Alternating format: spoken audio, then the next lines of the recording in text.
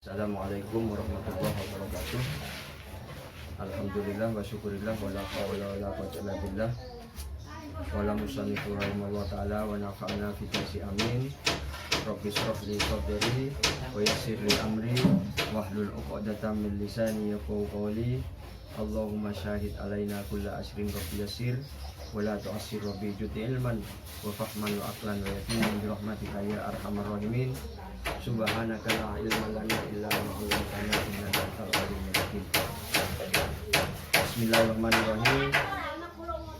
Saya akan membacakan dan menerangkan gimana manusia itu diciptakan oleh Allah.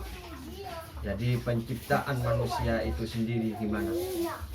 Asal usulnya itu manusia ini diciptakan. Ini Allah menciptakan Nabi Adam. Di dalam Al-Quran diterangkan, A'udzubillahi minasyaitonirrajim, inni ja'ilun fil ardi khalifah. Hei malaikat, saya akan menjadikan manusia di muka bumi ini jadi pemimpin. Nah, di situ banyak perdebatan para malaikat. Ataj'aluni fiha may yufsidu fiha yasfiku dima wa nahnu nusabbihu bihamdika wa nuqaddisu lak. Itu banyak perdebatan. Nabi Adam diciptakan di sini karena dijadikan khalifah di bumi, maka Nabi Adam diberi yang namanya ilmu. Wa 'allama Adama. Nah, ini. Jadi Nabi Adam dikasih ilmu oleh Allah yang tidak dikasih kepada malaikat, yang tidak dikasih kepada hewan, yang tidak dikasih kepada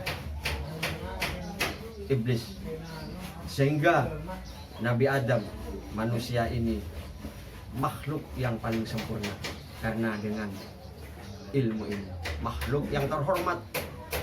Di situ diterangkan iblis disuruh menghormat kepada Nabi Adam. Malaikat pun disuruh menghormat kepada Nabi Adam. Ini karena dengan adanya ilmu ini. Makanya kita harus belajar dan mengetahui siapa saya ini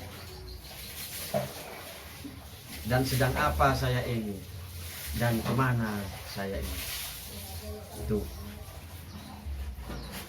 Nah, kalau kita buka di Syamsul Mu'arif, ini diterangkan ilmu, Allah ngasih ilmu kepada kita. Ini ada dua,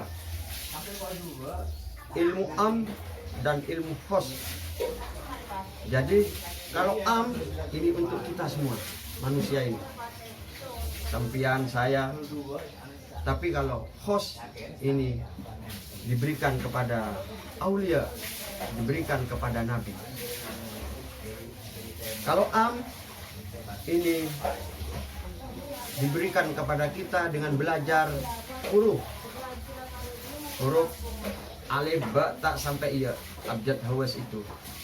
Jadi kita harus belajar dari huruf-huruf. Kalau aulia ini ilmu asma al-batiniyah, ini khos. Kalau para anbiya ini ilmu asmaul azim. Ini di sini diterangkan di sini. Jadi wa 'allamal auliya radhiyallahu ta'ala. Ini fahtahsu, ini usulul yakin fi qulubihim wal ikhlasi fahtahsu fi ilmil asma. Jadi aulia ini usulul yakin, datangnya keyakinan. Fi qulubihim wal ikhlas, jadi qulubnya ikhlas. Binuril ilham, ini dengan cahaya ilham. Ini ilmunya para wali. Kalau para anbiya bi asma'il azim binuril wahyi, nurnya wahyu. Tapi kalau kita bil huruf membaca Iqra bismi rabbikal ladzi khalaq ini, membaca. Jadi kita harus belajar, dan nanti kita bisa mengetahui siapa manusia ini dan siapa Allah. Manusia makhluk, Allah khaliq. Ini asmaun wa sifatun.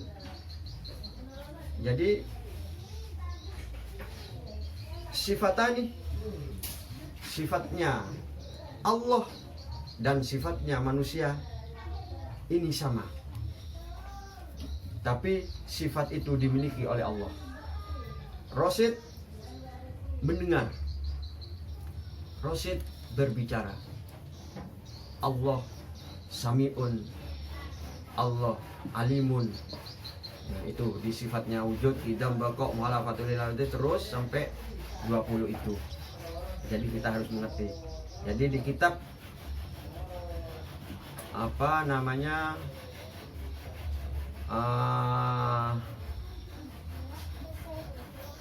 Jurmiyah Tauhid itu diterangkan sifatnya Allah diberikan kepada manusia. Jadi sifat al-kalam, sifat alimun, sifat basirun, qudrat, iradat ini diberikan pada manusia.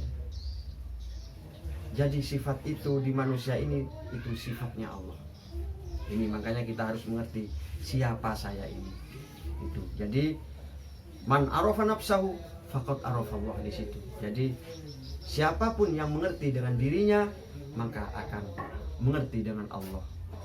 Tapi mengerti bukan zatnya Allah, mengerti dengan asma Allah dan sifat-sifat Allah. Itu di situ. Maka banyak yang mengarang, ulama-ulama mengarang, Hisib Nawawi, Hisib Rohar, semua banyak. Salawat pun ada, salawat Asrarul Ghaib. Di sini diterangkan Allahumma sholli ala sayyidina Muhammadin sholatan tutli'una biha maqasidal qulub wa tuksifuna biha sirrul ghuyub wa ala alihi wa sahbihi atibba'il qulub wa barik wa sallim. Nah, di sini.